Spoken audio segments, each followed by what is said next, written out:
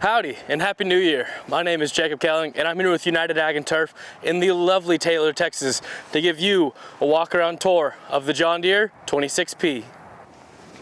Before we get started, I want to give you a little bit of daily inspiration from Jeremiah chapter 29 verse 11.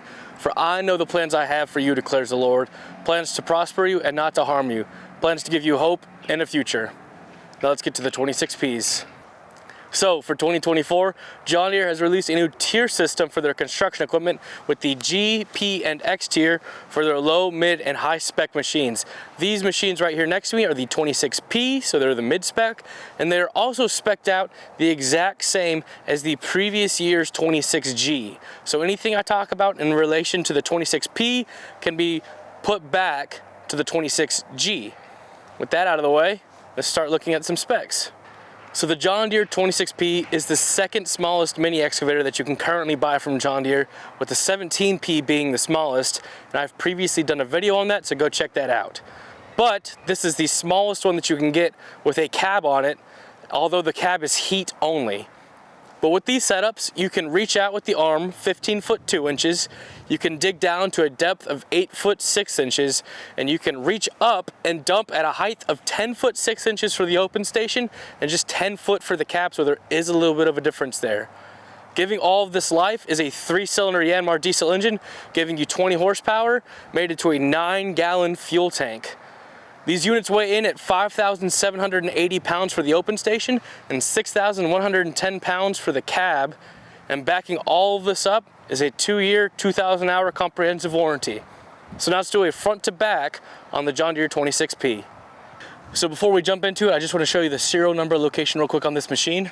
So right here on the front left of the machine, we have a plate that's going to have your serial number etched into that plate.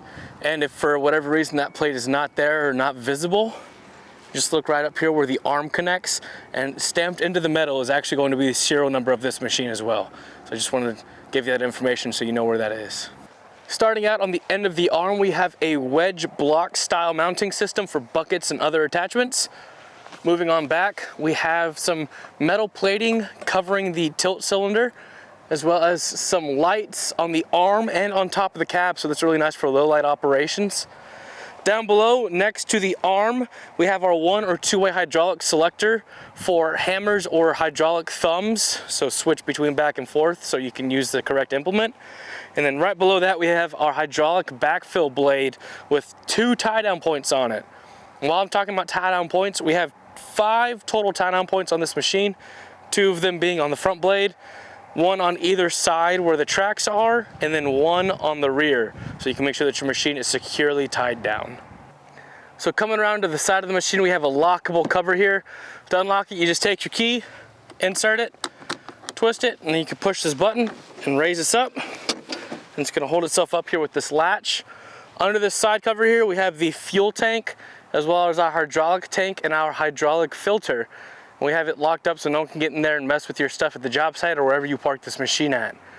To close it, you just lift up, push this latch back, lower it down, and then you can lock it back up into place. And then right below that here on the side, we have our hydraulic sight glass, so you can pretty easily keep track of your hydraulic levels and make sure that you're operating well within their boundaries. Coming around to the back of the machine, we have our lockable engine cover here. To get it unlocked, you just take your key again, insert it, twist it around, and now you can open it up, and this one's going to latch into place too. With this open, we have access to our 3-cylinder Yanmar diesel engine, as well as our fuel water separator, our fuel filter, our oil filter, our dipstick, and our oil fill. With this cover up, we also have access to this side panel, which is held in with this latch. You just pop that open, you can get in here, and this is going to give you access to your radiator as well as your battery down here. So to get this closed up, pick up on that, swing it shut, and then you can latch it back into place. And then we'll close this rear panel here. And if you've ever have any questions on service intervals, on the back glass here and on the canopy of the open station is going to show you all the information that you need to know how to service your machine, you know, even the types of lubricants that you need to use. So that's a really nifty thing that John Deere included on this. So moving around to the cab, this is where it differs a little bit from the open station because there is an actual cab here. I'm just showing you the cab model because there are a few more features on it, but the controls and the layout are the exact same as the open station. I just want to show you the cab features. So first feature is a lockable door. So you have a lock right here. With the door unlocked, you can open it up and it will actually latch into place on the side there. So if you're working on it, or if you just want the door open to get some airflow in there, you can definitely do that. Moving on to the inside, we have our spring suspension seat. On the cab, it's a cloth seat. On the open station, it's a vinyl, so it's a little bit different there. But right below the seat, we have our forward and back adjustment, as well as our spring tension to get your ride just right. Looking right here on the machine, we have our backhoe or excavator control lever. So to get in there, all you gotta do is take your key. You can open up this panel. And then you have down for excavator, or you switch it up for backhoe, depending on how you want your controls to look there. I'm gonna switch it back down to excavator. Right next to it, we have our fuse panel, and then over on the back, we have a cigarette outlet there, so you can plug in and charge your devices. And then this is where it differs a little bit more, but in the back over there, we have a windshield wiper fluid reservoir, as well as air vents for the heater. So moving to the inside of the cab, we have our heater controls right here. So you have off, low, and high. Right there, like I said, this unit is heat only. To the left of that, you have your windshield wiper. You have off, on, and then spray the fluid there. Below both of those, you have your throttle cable right here. So you have low and then high. To the left of those, you have 3 buttons right here. So this rabbit is going to be your 2-speed. So whenever you push that, you're going to go into rabbit mode and you're going to get from point A to point B faster. Right below that is the beeper cancellation button. So you push that and it's going to stop the machine from beeping when you're moving it. Every time you stop the machine and start moving again, you're going to have to push that button again to cancel it, but it's nice that you can cancel it. And then right below it there, we have our lights, the one that's on the boom and on the cab. And then to the right of that, we have a little display screen right here that's going to show you your hours, your fuel, and a couple other things right there. Inside the cab here also, there's this metal plate that you can actually fit a radio into this unit with. So if you just unbolt that, you can put a radio head unit in there, and you already have the speakers up above right there for your radio. And then right there, really nice if you ever need it, you have a little glass break so you can get out of the machine if for whatever reason you are on your side, the door can't open and you can't get out the windows or the front. You have a nice little glass break for the rear window there. And then on the inside of the machine, in a couple different places, we have some nice stickers showing you the operation of the machine here. So if you ever have any questions, just try and look around the machine and you'll find nice stickers detailing the operations of the machine itself. All right, with the walk around out of the way, I've got my camera on my head. I want to show you how to operate the machine. Just climb up in here. Get all nice and settled. And first thing we're going to do is set our key into the ignition. So, to start the machine, this arm has to be up. If the arm is down, you can rotate that key all you want, nothing's going to happen. So to start it, arm up. We'll turn our key onto the electronics one. Now we're going to fully turn the machine on. With the machine running, if this arm is up, you can touch the controls all you want and nothing is going to happen. To move the machine, you got to put this arm down, so we're going to put this arm down. And now we can get our seat belt here. Buckle up, safety first. So, controls of the machine. We have our right joystick here. Right joystick, if you bring it to the left or to the right, it's going to control the bucket dump. If you push it forward or bring it back, that's the tilt of the arm. Left controls here. If you bring it to the left or to the right, that's going to control the cab rotation. Or if you bring it forward and back, that's the curl of the machine that you're affecting there.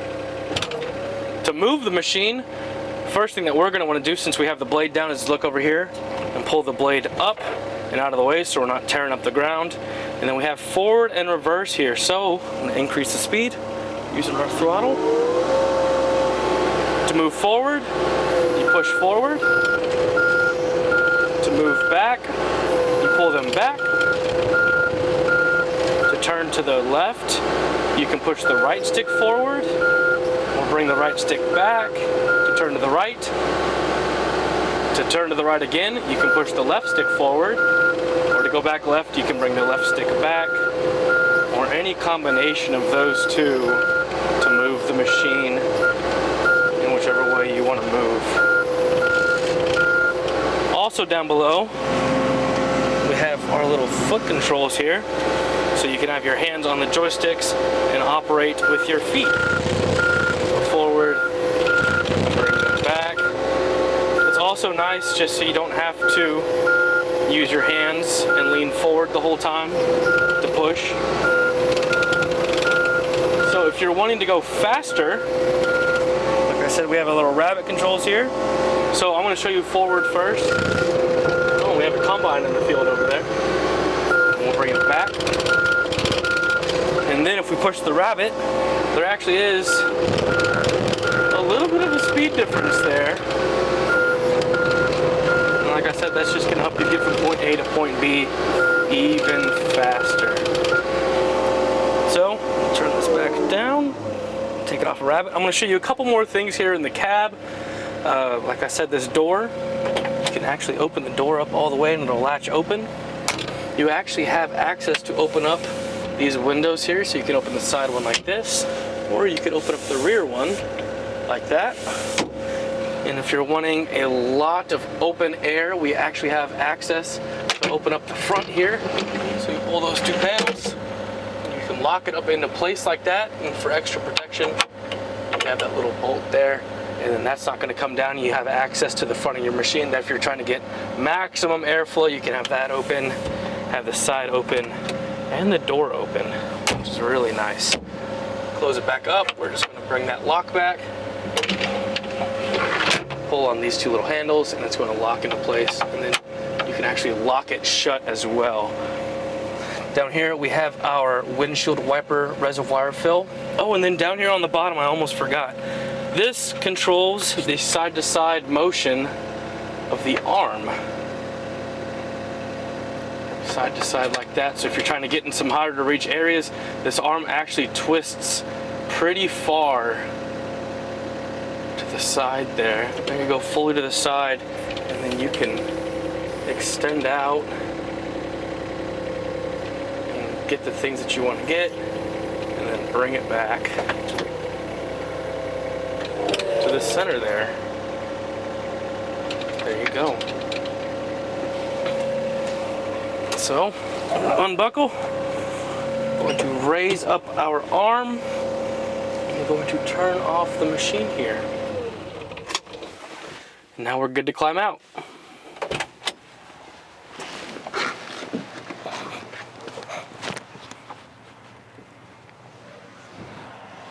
And with that, the walk around of our John Deere 26P has come to a close. I hope that you have found this video enjoyable and informative. If you have any questions, feel free to leave them in the comment section down below, or I'm going to link my Facebook page in the description. You can reach out to me on there. I want to thank United Ag and Turf here in Taylor, Texas for allowing me to come out and film this video. There's a great group of people over here. Do not hesitate to reach out for parts, service, or sales questions. Speaking of sales, if you're looking for pricing and availability, you can reach out to me on my Facebook page, or you can reach out to your local United Ag and Turf dealership. Like I said, my name is Jacob Kelling, and I hope that you have a blessed day.